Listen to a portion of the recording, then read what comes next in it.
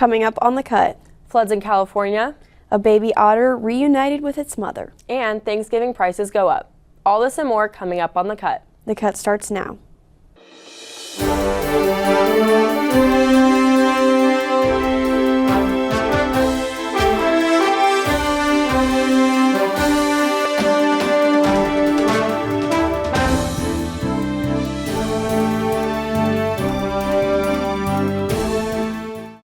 Hello and welcome to the Cut Network. I'm Brayla Burkhalter. And I'm Abby Jurek. Following months of controversial debate regarding the release of the Epstein files, Donald Trump has suddenly changed his stance on the subject. He now advocates for Republicans to vote to release the files. President Trump claims, quote, "We have nothing to hide," end quote, and that by releasing the files, the Republican Party may finally, quote, "move on from this Democratic hoax perpetrated by radical left lunatics," end quote. Trump published this statement on his social media earlier this week. California was hit last Saturday by a strong storm system called an atmospheric river, causing flooding in coastal Los Angeles County. The National Weather Service reported significant rainfall in the area as heavy as an inch per hour. Santa Barbara County was hit with over 4 inches of rain on its coast the day before LA was hit. The storm drenching the San Francisco Bay Area on its way over. The atmospheric river formed over the Pacific Ocean just days before, killing an elderly man after his vehicle was swept away on a flooded bridge, and a 5-year-old who was carried out into the ocean by the currents, according to the California Highway Patrol. You may see a new car on the freeway soon. Cut reporter Nicole Alejandro has an update on Waymos on the freeway. Nicole? Thank you, Brayla. Waymos are now available for use on Phoenix freeways, Arizona's Family reported last week. Waymo announced that its autonomous cars will now operate on Phoenix freeways, as well as in the San Francisco Bay Area and Los Angeles. Waymo says 25% of rides will benefit from freeway access. The company said in a statement, quote, "The open road symbolizes freedom and unlimited possibility, highlighted especially by the ease and speed by which freeways allow us to get where we're going." In a recent report, Waymo explained that a trip from Phoenix Sky Harbor Airport to North Scottsdale would normally take about 50 minutes, but with freeway access, the Waymo would reach the destination in half the time. The company says it has tested these new routes with employees who have been riding in Waymos on freeways for more than a year. Waymo is currently owned by Google's parent company, Alphabet. A spokesperson for Waymo says the cars will drive up to the maximum speed on freeways, but may go a few miles over the limit for safety purposes or extraordinary circumstances. Waymo says it worked with the Arizona Department of Public Safety and California Highway Patrol on freeway operations. If riders are interested in going on Phoenix freeways, they'll have to indicate their preference on the Waymo app. For the Cut Network, I'm Nicole Alejandro. Thank you, Nicole. I can't wait to try one. Tempe recently approved a 400-unit affordable housing development near Dorsey Lane aimed at supporting the city's growth while providing residents easy access to public transportation and nearby shopping centers. The city purchased Apache Central in 2021, located near Apache Boulevard and Dorsey Lane. Along with the 50 to 90% of apartment units designated as affordable for mixed-income living, a grocery store will also be built on site. Nearby, the light rail and public education centers are easily accessible, helping meet the needs of residents across different income levels and ages. This development is one of several projects the city is pursuing to address the growing demand for housing in the expanding community. According to the U.S. Bureau of Labor Statistics, housing costs in the Phoenix metro area have risen nearly 25% since 2020, and Tempe's rent continues to rank among the highest for college towns nationwide. Quote, "Tempe is becoming too expensive for the average resident," quote, said Cole Gomolinsky, a young adult living in the area. Projects like this are the city's way of working with rising costs and ensuring that longtime residents aren't forced to leave the city. As construction moves forward, city officials say they hope Apache Central will serve as a model for future developments as Tempe continues to grow. Streaming service prices reach new heights. Cut reporter Samuel Kabamba explains. Samuel? Thank you, Abby. Streaming services across the United States and around the world are becoming more expensive, and sports fans are feeling the impact first. From international soccer to the NBA and the NHL, powerful media rights agreements are driving subscription prices higher at a rapid pace. Soccer viewers are seeing the most dramatic changes. The English Premier League, La Liga, and UEFA Champions League have all secured multi-billion-dollar broadcast partnerships with major platforms like streaming services Peacock, Paramount Plus, and ESPN Plus have raised monthly prices as competition intensifies for global access to these matches. Peacock recently increased its premium plan to nearly $7 a month, and ESPN Plus now costs about $11 a month. Executives say these increases are linked directly to rising costs of live sports production and exclusive media rights. The trend extends beyond soccer. The NBA is preparing to finalize its next national media agreement, which analysts predict could become the most expensive sports deal ever.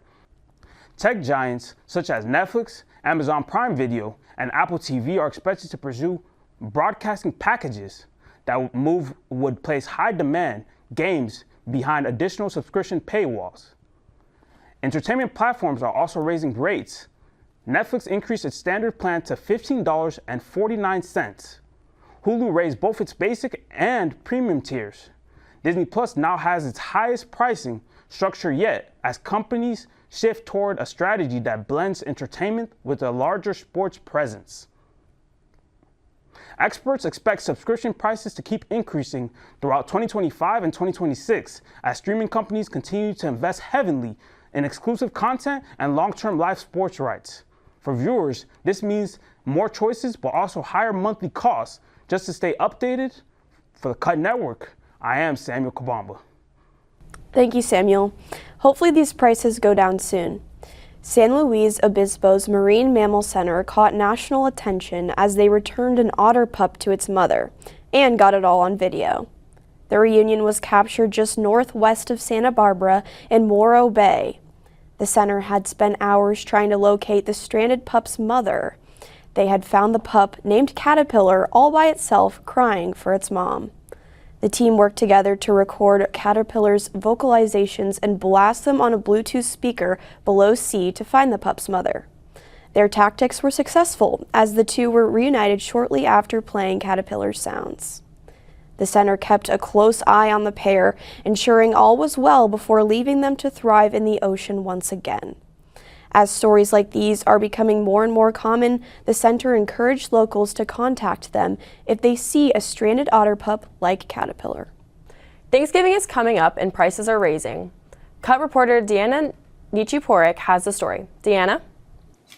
Thank you, Brayla. This Thanksgiving Americans shopping for holiday dinner may see higher prices tags across grocery store aisles. The U.S. Department of Agriculture reports wholesale turkey prices are up 40% from last year, mostly because of bird flu outbreaks and stronger demand. Beef isn't offering much relief either. Data from the Bureau of Labor Statistics show beef prices are nearly 15% higher than a year ago. Canned vegetables are also more expensive, up about 5%, partially due to higher packaging costs driven by steel and aluminum tariffs set earlier this year. President Trump announced Friday that he will roll back tariffs on beef, coffee, and tropical fruit in an attempt to ease grocery costs. But food economist David Ortega from Michigan State University says those changes won't make prices drop overnight. He says rolling back tariffs will, quote, slow down future price increases, quote, but holiday shoppers shouldn't expect immediate discounts. Some items, though, are seeing small declines. Egg prices are down from earlier this year, and domestic wine has dropped about 1.2% because of steady supply and softening demand. Ortega recommends buying fresh produce to avoid the cost of aluminum packaging, planning meals in advance, looking for store brands, and shopping early to catch sales. Ortega adds that making a list and sticking to it can help consumers steer clear of impulse spending during the holidays. Even with higher prices, experts say smart planning can help keep holiday meals affordable and ensure families still gather around the table this Thanksgiving. For the Cut Network, I am Deanna Nichiporek. Thank you, Deanna. We wish everyone a great Thanksgiving. Now on to entertainment with Cut anchor Lizzie Hadel. Lizzie? Thank you, Brayla. Hello and welcome back to another week of the entertainment section on The Cut. Wicked for Good comes out in theaters this week. This is the sequel to the movie musical Wicked that came out last November. Since the premiere, the Rotten Tomatoes audience score is currently a 98%. However, the critic score is a 70%, which is significantly less than what Wicked premiered at. Even so, fans are still preparing for the public premiere, and many brands have partnered with Wicked for Good to promote the movie, such as Urban Outfitters, Lush, REM Beauty, and even Chili's. Movie theaters are already selling out, so make sure to get your tickets fast. This past September, she released her sophomore album, The Art of Loving. Many of her songs on this album, like Man I Need, I've Seen It, and So Easy to Fall in Love, have become popular trends through TikTok. In 2023, she received a BBC Music Introducing's Artist of the Year. However, she is finally getting her recognition by being nominated for Best New Artist at next year's Grammy. That's all for entertainment this week. For the Cut Network, I am Lizzie Hadel. Thank you, Lizzie. Now we have sports with Cut Sports anchor Cindy Graven. Cindy? Thank you, Brayla, and welcome back to Sports on the Cut. From volleyball to football, college to professional, and triumphant victories to devastating losses, we have a lot to cover, so let's dive right in.